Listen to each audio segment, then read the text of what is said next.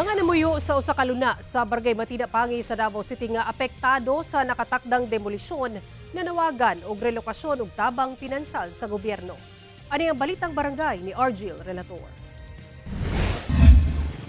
Kinala lokasyon. Kinala ka ng pambaon. Ano ba? Hawa di kang wakay panggasto nimo sa sakinan.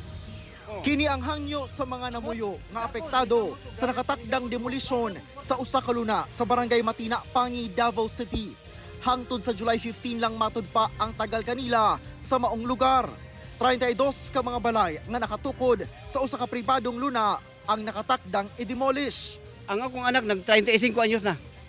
O kwento na. Apan di na pud may mahay anang panahon na. Apan kay og dali-dali ong ka, may magkanang unggoy ka nga mo, akyat dahil ka, makabalik ka dahil sa kahoy. O, kunya kay, mati kurta.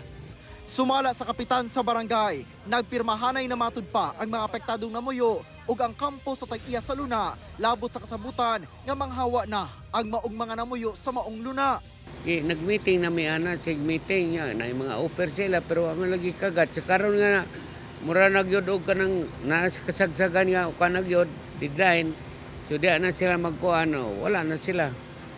Hinoon, dunay tabang ang mahatag ang barangay alang sa mga apektadong namuyo sa lugar.